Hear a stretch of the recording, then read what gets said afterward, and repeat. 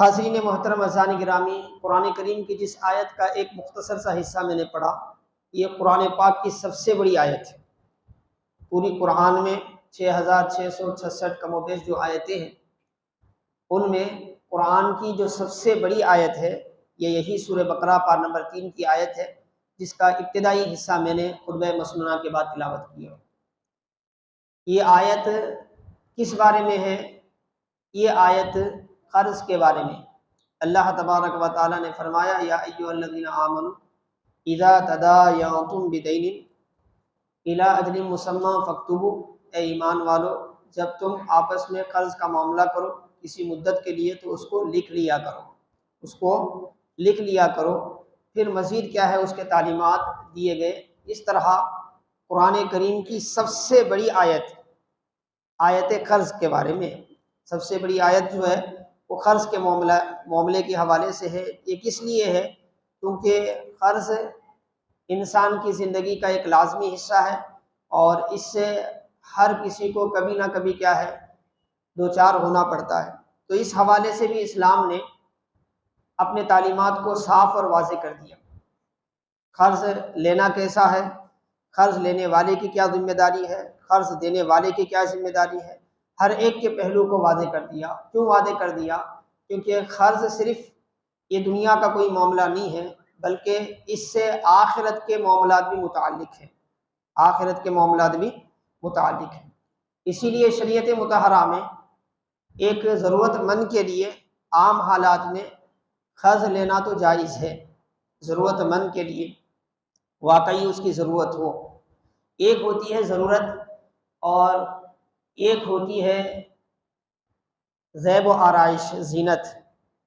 ضرورت اور حاجت کا مطلب یہ ہوتا ہے کہ مثال کے طور پر ایک انسان ہے، اس کے پاس اور اس کے گھر والوں کے پاس کھانے پینے کے لیے اتنا بھی سامان نہیں ہے جس سے وہ ایک وقت کا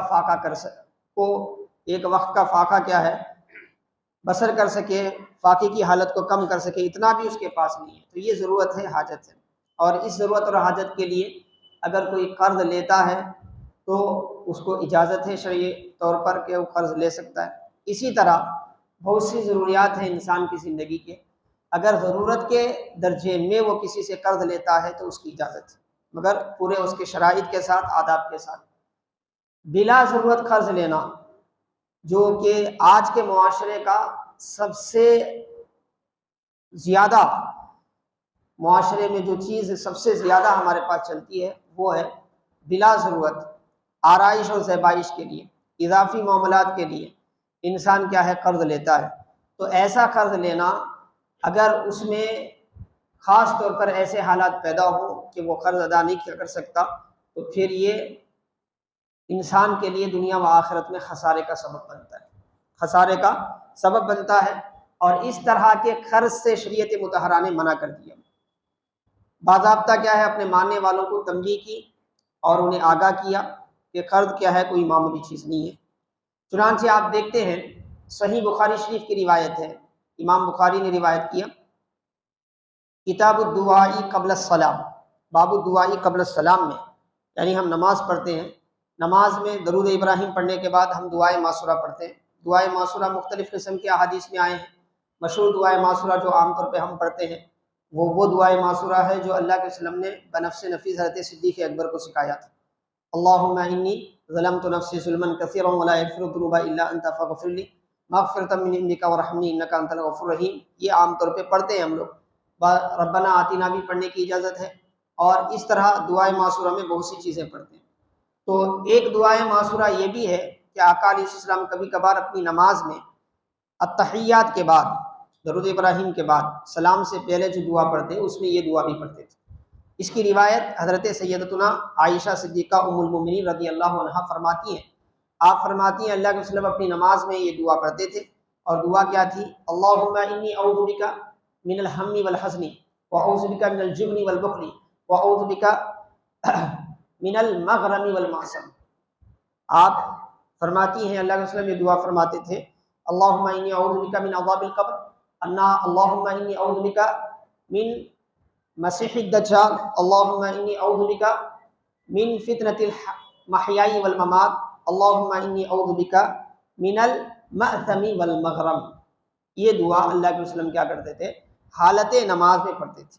ये दुआ क्या है, इसका मफ़हूम क्या है? इसका मफ़हूम ये है कि अल्लाह मैं तेरी बारगाह में क़ब्र के अज़ाब से पनाह चाहता हूँ, क़ब्र के अज़ाब से पनाह चाहता हूँ। पहला जुमला है अल्लाहुम्मा इन्नी औज़ु बिका मिन अज़ाबिल क़ब्र, ए अल्लाह मैं तेरी बारगाह में अज़ाब क़ब्र से पनाह चाहता हूँ। व फितनती मसीह दज्जाल, हज़रत ईसा अलैहिस्सलाम के ज़माने में एक फ़ितना नमूदार होने वाला है जिसके लिए ज़मीन तैयार हो रही है, दज्जाल का फ़ितना। और ये फ़ितना जब नमूदार होगा तो ईमान वालों के लिए अपना ईमान बचाना इंतहाई मुश्किल होगा, इंतहाई परेशान कुन लम्हा होगा। तो इससे हर नबी ने अपनी उम्मत को डराया है, और आका अलैहिस्सलाम ने भी अपनी उम्मत को क्या है, दज्जाल के फ़ितने से डराया। और ये दज्जाल का सपोर्ट करने वाले वही हैं जो आज इसराइली ममलकत, नाजायज़ ममलकत उन्होंने बनाया है फ़लस्तीनियों के खून पर, और उनके हक़ को मार कर क्या है, ये जो यहूदियों की नई कैपिटल सिटी और नई हुकूमत दुनिया में नमूदार हुई है नक्शे में, ये दर हकीकत उसी के मुआविन व मददगार होंगे। इसकी पेशन गोई बहुत पहले की जा चुकी है।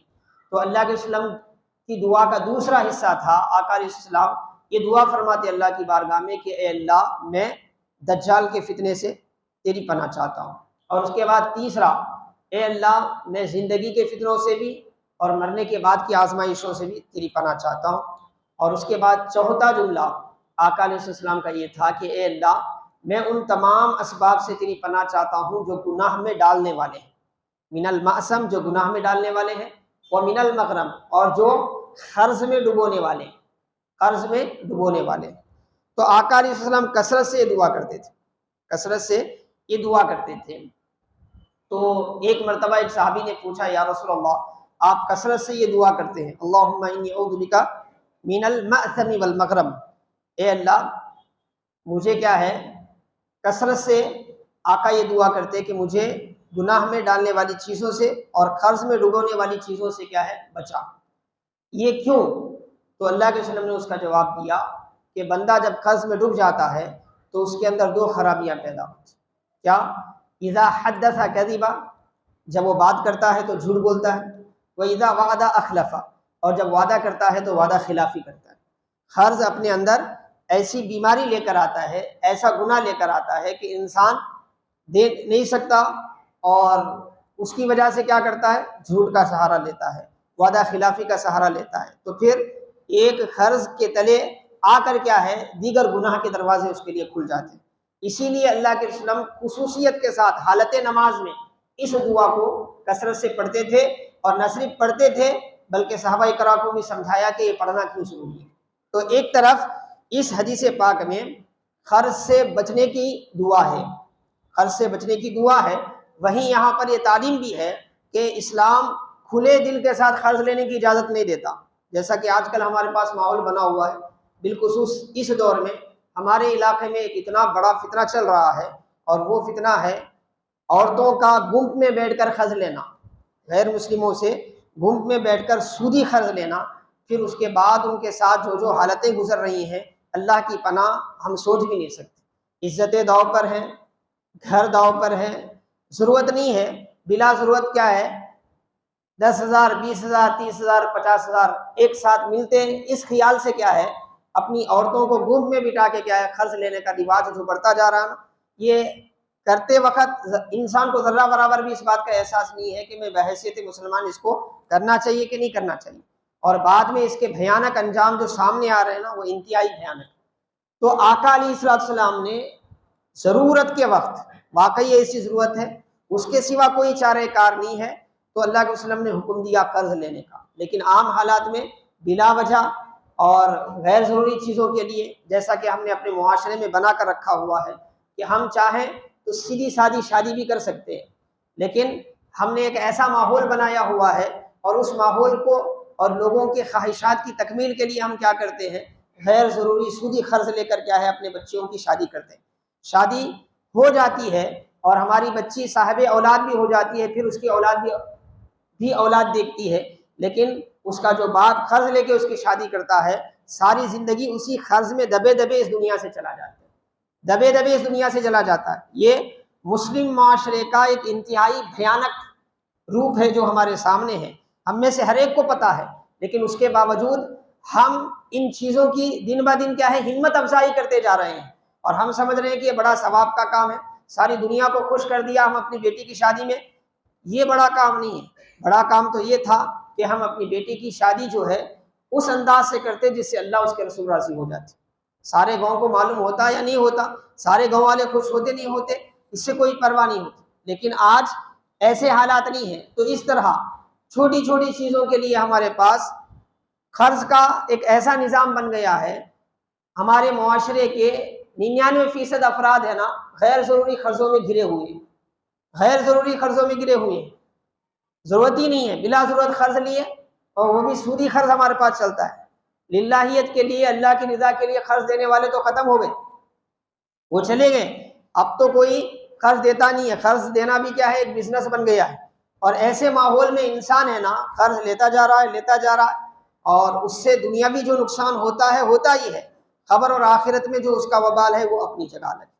اسی لیے حضرت سیدنا عمر فاروق رضی اللہ تعالیٰ عنہ سے روایت ہے، معطا امام محمد نے امام مالک کے حوالے سے اور مصنف ابن عبد الرزاق میں صاحب کتاب نے یہ روایت نقل فرمائی.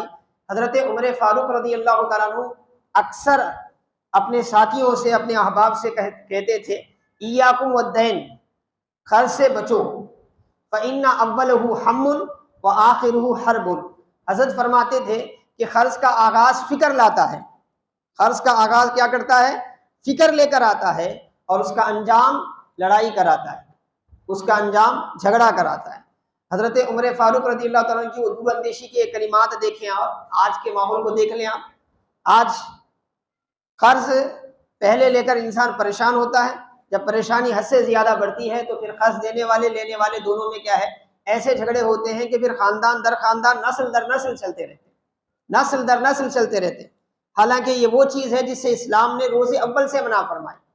روز اول سے اسلام نے اس کی اجازت بالکل نہیں دی، بالکل نہیں دی. اور آج ہم اسلامی تعلیمات سے دور ہو کر ایک نئی بیماری اپنے اندر پیدا کر دی. حضرت ابو سعید خدری رضی اللہ تعالیٰ عنہ سے روایت ہے، امام ابو داؤد نے روایت کیا. ایک مرتبہ رسول اللہ صلی اللہ علیہ وسلم مسجد میں تشریف لائے تو ایک صحابی کو دیکھا آپ نے، نماز کا وقت نہیں تھا، اور ایسے وقت میں وہ مسجد میں انتہائی مایوس کن حالت میں بیٹھے ہوئے تھے. اللہ کے وسلم نے ان سے پوچھا کہ اے صحابی، اس وقت مسجد میں آنے کی کیا وجہ ہے؟ کیوں آپ اس وقت مسجد میں بیٹھے ہیں؟ تو انہوں نے عرض کیا یا رسول اللہ، ہموم لزمتنی ودیون، یا رسول اللہ غم ہیں اور قرضے ہیں جو مجھ سے چمڑ گئے ہیں، انہوں نے مجھے لا کر یہاں بٹھایا ہے. یعنی قرضوں کے بوجھ میں دب کر غم کا شکار ہو گیا ہوں، اور بس ہو کر کیا ہے اللہ کے گھر میں آ کے بیٹھا ہوا ہوں. تو اس سے پتہ چلتا ہے کہ قرض جو ہے اپنے ساتھ کیا لاتا ہے؟ غیر ضروری فکر لاتا ہے. قرض کیا لاتا ہے اپنے ساتھ؟ قرض اپنے ساتھ جو ہے غم لے کر آتا ہے. اسی لیے امام حاکم نے مستدرک میں اللہ کے وسلم سے ایک دوسری روایت نقل فرمائی. اللہ کے رسول صلی اللہ علیہ وسلم نے فرمایا ان الدین رأیت اللہ فی الارض، قرض جو ہے اللہ کا جھنڈا ہے زمین میں. فَإِذَا أَرَادَ عَبْدًا يُضِلُّهُ وَضَعَهَا عَلَى عُنُقِهِ. اللہ کے رسول فرماتے ہیں جب اللہ کسی بندے کو ذلیل کرنا چاہتا ہے تو اس کے گردن میں اس کو ڈال دیتا ہے. ذلیل کرنا چاہتا ہے تو اس کے گردن میں اس کو ڈال دیتا ہے. تو وہ صحابی نے عرض کیا یا رسول اللہ، میں اس لیے یہاں آ کر بیٹھا ہوں کہ قرضوں نے مجھے پریشان کیا ہوا ہے، جس کی وجہ سے فکر و آلام کا میں شکار ہوں. تو اللہ کے وسلم نے انہیں فرمایا کیا میں تمہیں نہ بتاؤں ایسے کلمات جس کو بار بار پڑھتے رہو، جس کی برکت سے اللہ تبارک و تعالیٰ جو ہے تمہارا قرض پورا کر دے گا. اس کے بعد آپ نے یہ کلمات سکھائے اس صحابی کو، جس کو امام ابو داؤد نے روایت کیا. اللہم انی اعوذ بک من الہم والحزن واعوذ بک من الجبن والبخل واعوذ بک من غلبۃ الدین وقہر الرجال. یہ دعا سکھائی اللہ کے وسلم نے، اور وہ صحابی بڑے یقین کے ساتھ صبح شام، آقا نے فرمایا تھا صبح شام پوری توجہ کے ساتھ اللہ کی بارگاہ میں ان کلمات کے ذریعے دعا کرتے رہنا. تو آقا علیہ السلام کے حکم کے مطابق وہ دعا کرتے رہے. اللہ پاک نے کیا ہے ان کا مسئلہ حل فرما دیا. قرض کی خلاصی ہو گئی، قرض کی ادائیگی کے اسباب پیدا ہو گئے. لیکن اس حدیث پاک سے جہاں قرض سے نکلنے کی صورت کیا ہے، اس کی ایک روحانی صورت بھی آقا علیہ السلام نے سمجھائی، اور ساتھ ہی اس حدیث پاک میں یہ بھی سمجھایا گیا کہ قرض آدمی کو کیا ہے غموں کی طرف لے جاتا ہے۔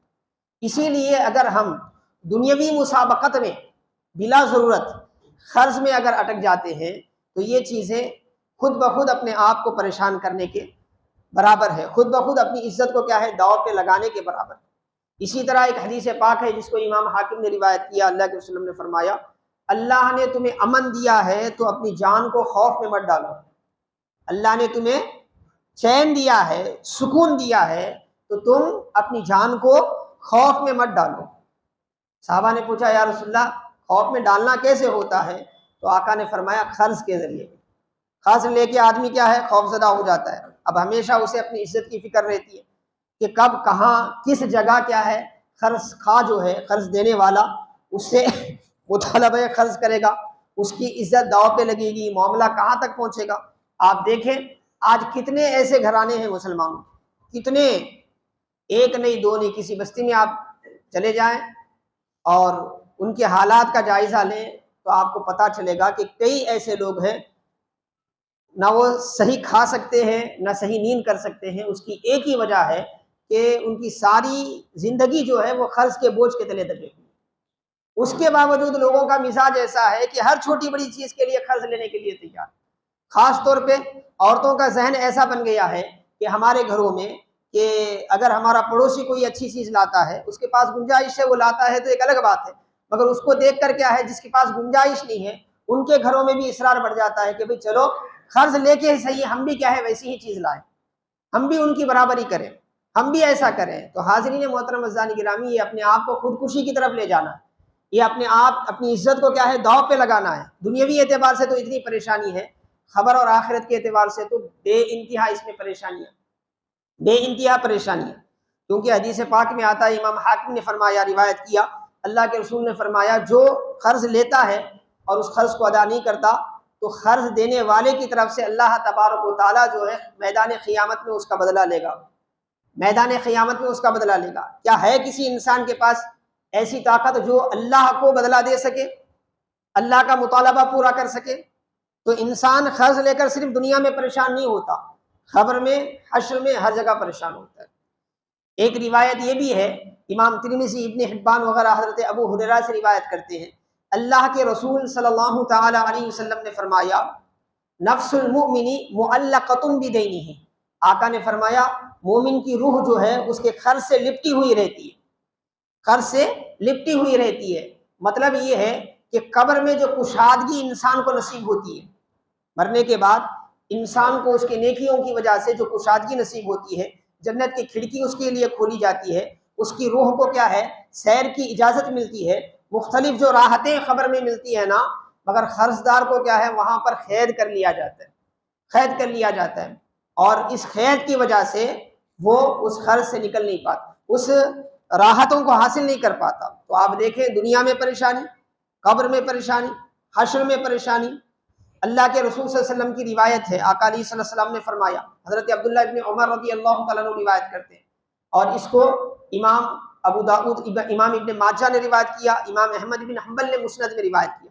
کیا فرمایا اللہ کے وسلم نے، من مات وعلیہ دینار و درہم، کوئی آدمی اس حالت میں مرا کہ اس کے اوپر ایک دینار یا ایک درہم قرض ہے، صرف ایک دینار ایک درہم قرض ہے، تو اللہ کے رسول صلی اللہ تعالی علیہ وسلم ارشاد فرماتے ہیں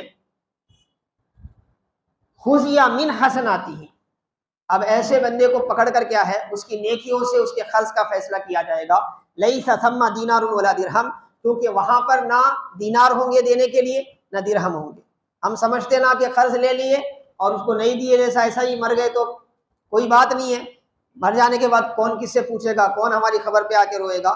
وہ آ کے خبر پہ آپ کے روئے یا نہ روئے، مگر آپ کی حالت کیا ہوگی وہاں پر جانے کے بعد؟ اللہ کے رسول فرماتے ہیں اگر نیکیاں ہیں تو وہ نیکیاں کیا ہے اس قرض دار کو دی جائیں گی، اس قرض خواہ کو، قرض دینے والے کو وہ آپ کی نیکیاں نکال کر دی جائیں گی۔ وہاں پر درہم اور دینار تو چلتے نہیں ہیں، مگر اس کو ادا کرنا ضروری ہے۔ اور ایک روایت ہے جس کو امام نسائی نے سنن نسائی میں روایت کیا، امام حاکم نے مستدرک میں روایت کیا، محمد بن عبداللہ بن جہش رضی اللہ تعالیٰ عنہ روایت کرتے ہیں، اللہ کے رسول صلی اللہ علیہ وسلم کے ساتھ ہم بیٹھے ہوئے تھے، کنہ جلوسا الی رسول اللہ صلی اللہ علیہ وسلم، ہم آقا علیہ السلام کے ساتھ بیٹھے ہوئے تھے، اچانک اللہ کے رسول صلی اللہ علیہ وسلم جو ہے اپنے دست مبارک کو اپنی پیشانی پر رکھ کر فرمایا سبحان اللہ ما انزل تشدیدا، اللہ کے رسول صلی اللہ علیہ وسلم نے فرمایا اب سبحان اللہ کیا سختی ہے، کیا سختی ہے۔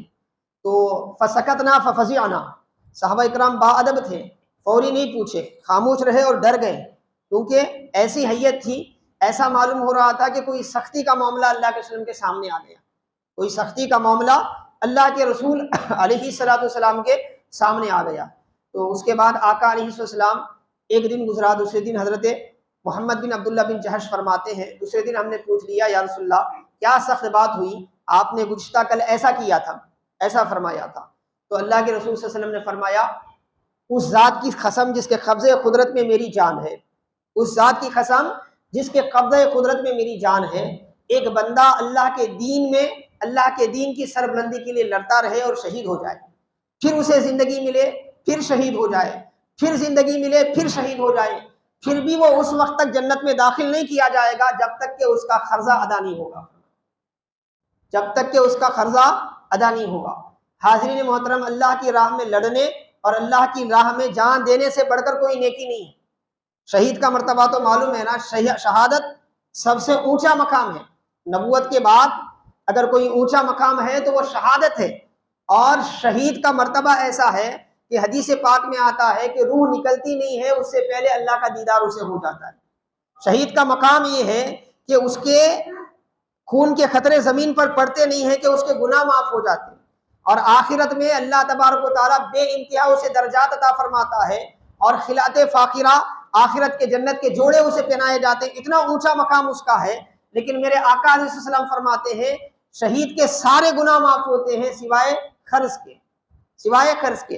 اور اس حدیث پاک میں جس کو امام نسائی نے روایت کیا، آقا نے فرمایا کہ وہ منظر رسول اللہ صلی اللہ علیہ وسلم کو دکھایا گیا، اس کے بعد فرمایا کیا سختی ہے اس معاملے میں، اور وہ سختی کیا تھی کہ ایک شہید کو جو اتنا بڑا دین کا کام کر کے گیا ہے اور اللہ کے یہاں اس کا بڑا اونچا مقام ہے، صرف اس لیے جنت کے پاس روکا جائے گا جنت کے دروازے پر کہ اس کا قرض ادا نہیں ہو رہا، اس کا قرض ادا نہیں ہو رہا۔ اب آپ خود سوچیں، یہ اتنا سخت معاملہ ہے اور آسانی سے قرض لے رہے ہیں۔ اب تو کیا ہے، آن لائن قرض کا سسٹم شروع ہو گیا، آن لائن آپ کو کیا ہے مختلف کمپنیاں کیا ہے قرض دے رہی ہیں، تو نوجوان بچے بھی کیا ہے قرض لے رہے ہیں۔ قرض لینے کی وجہ کیا ہے، ایک موبائل ہے کام چل جاتا ہے اس کے پاس، لیکن اس سے بھی ہائی کوالٹی کا موبائل لینا ہے، اب ماں باپ پیسے نہیں دیتے تو یہ کیا کرتے ہیں، یہ آن لائن قرض لے کر کیا ہے موبائل لے لیتے ہیں، بہت بڑا کام کر دیا اب، لیکن اس کا ادا کہاں سے کریں گے، کماتے تو نہیں ہیں، کوئی روزگار بھی نہیں ہے، اور اسی حالت میں مر گئے تو آخرت میں یہ حالت ہے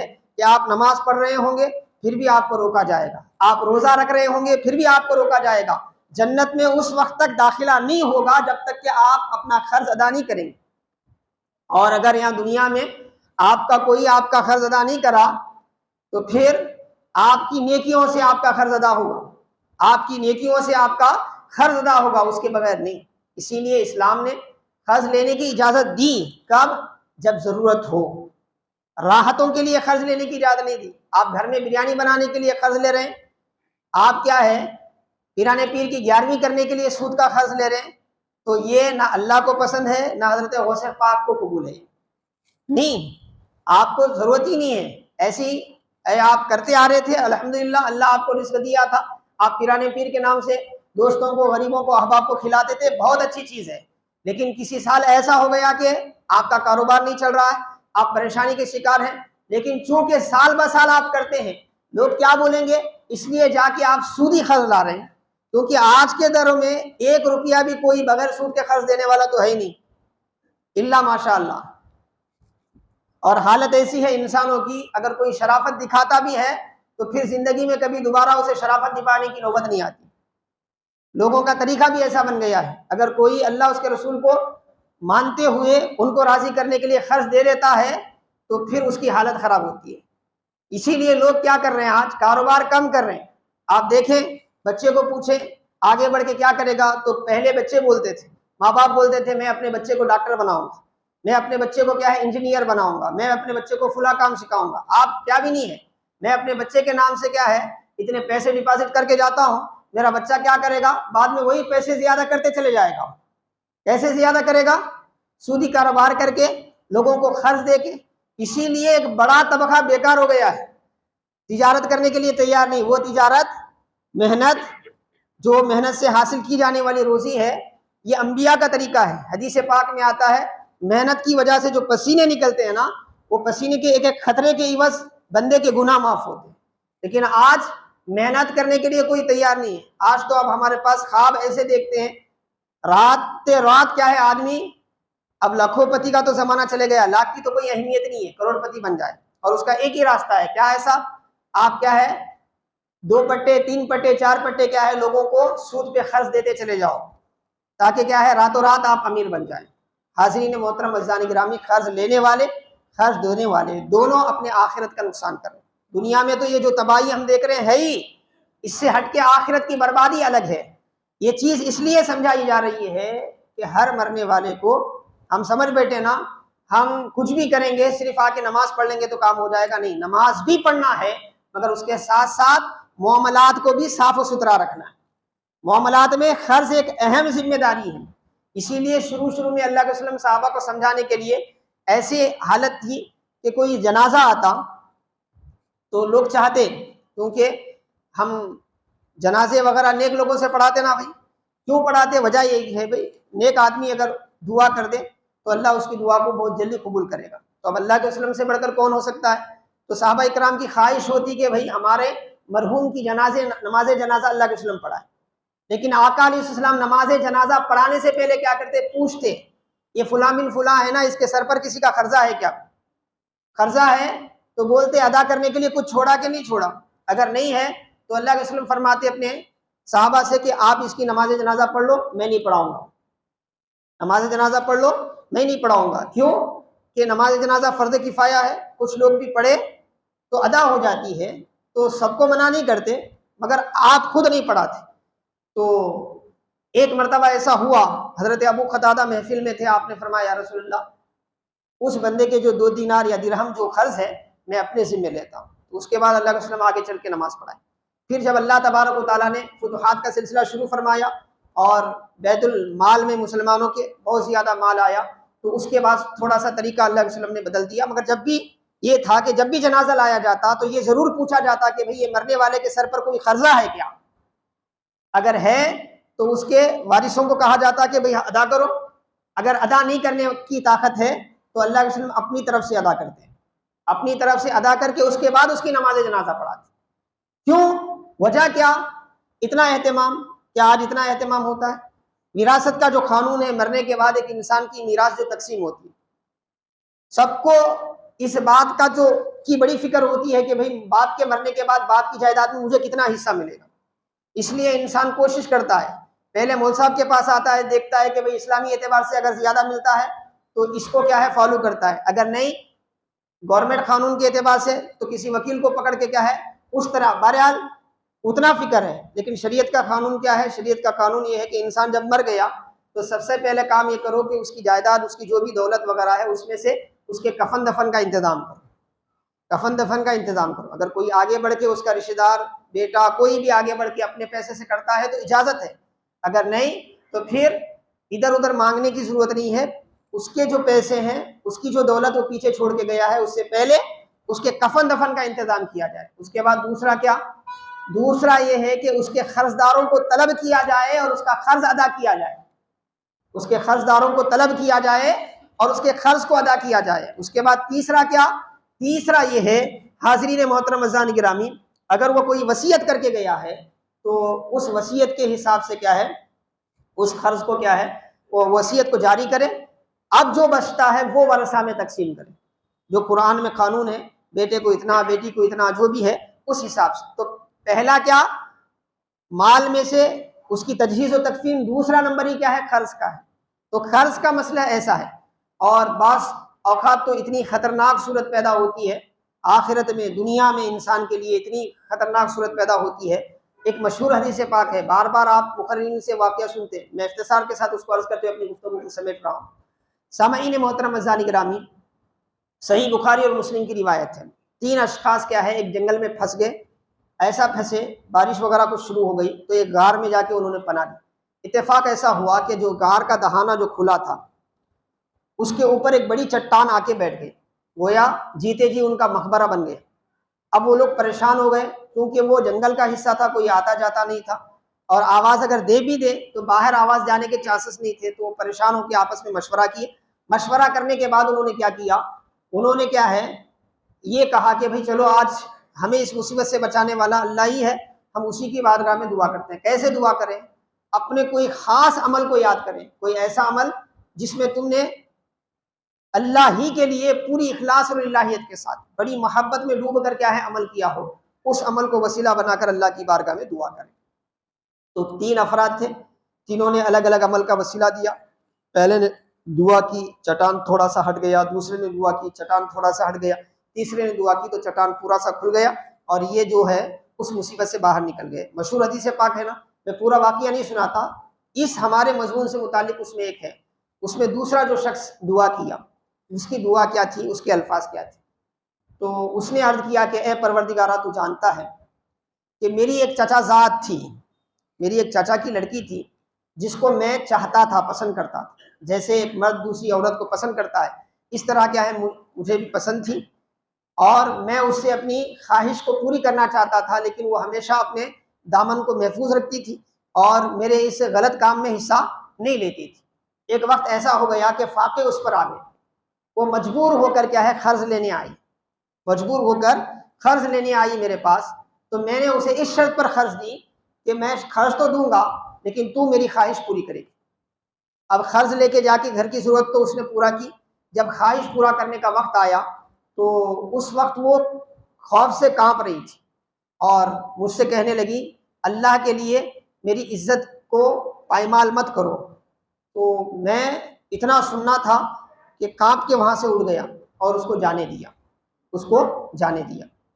اور اے پروردگارہ تو جانتا ہے میں اس وقت اپنے اس برے عمل پر قادر بھی تھا اور مجھے کوئی روکنے والا بھی نہیں تھا، اور وہ بھی مجھے نہیں روک سکتی تھی، لیکن اس کے باوجود جب اس نے تیرا نام لیا تو تیرے نام کے ہیبت سے میں نے کیا ہے اس عمل کو ترک کر دیا، اس گناہ کو ترک کر دیا۔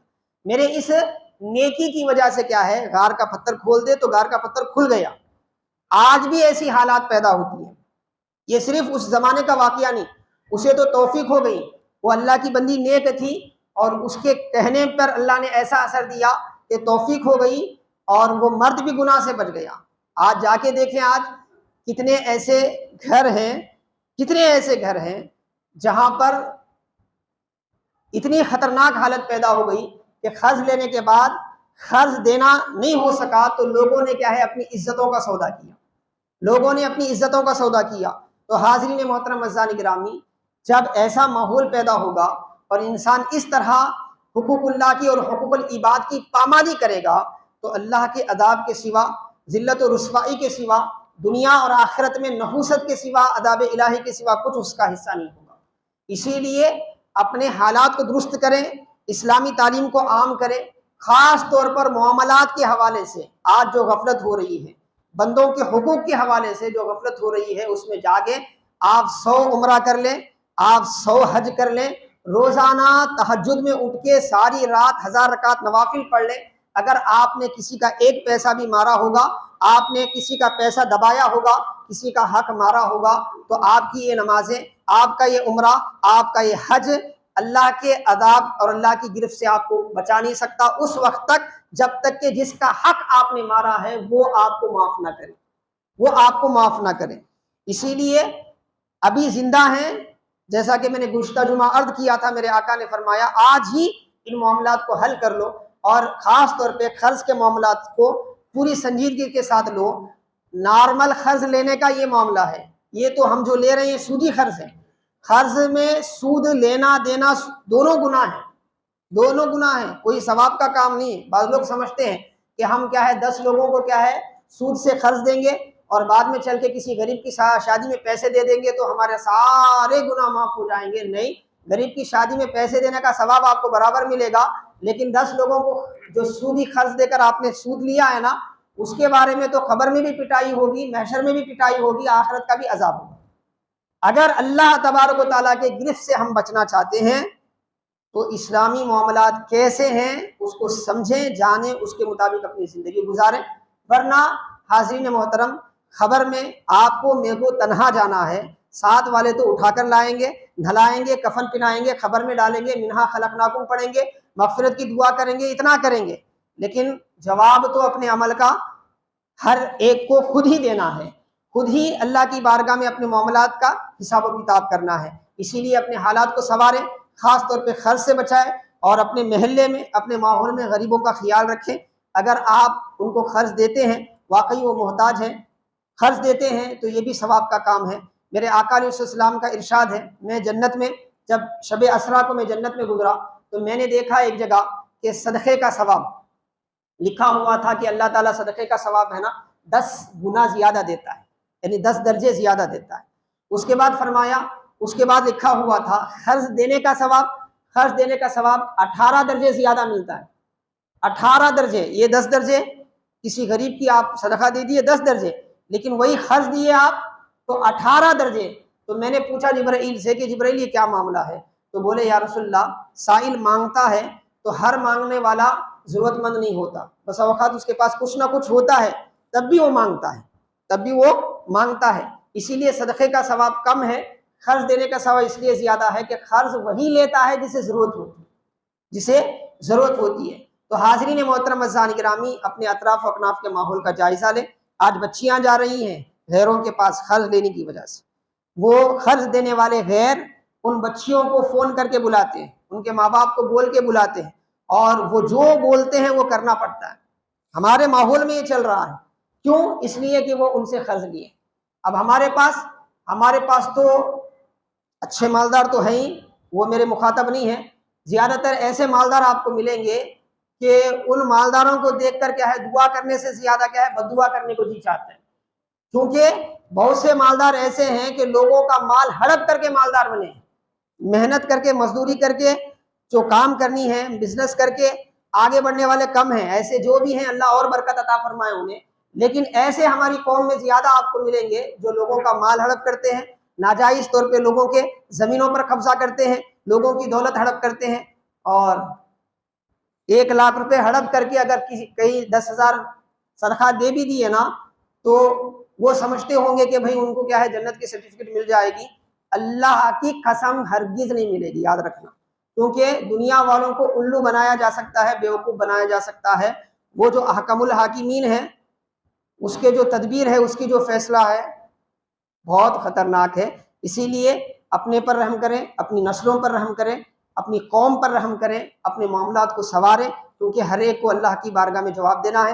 اللہ کی بارگاہ میں دعا ہے کہ اللہ تبارک و تعالی ہمارے معاملات کو سدھارے، ہمارے معاملات کو سنوارے، بالخصوص الہ العالمین پروردگار عالم ہمارے فلسطین کے مسلمانوں کے جان و مال، عزت و آبروؤں کی حفاظت فرما۔ وصلی اللہ تعالی علی خیر خلقہ محمد وآلہ وصحبہ اجمعین والحمد للہ۔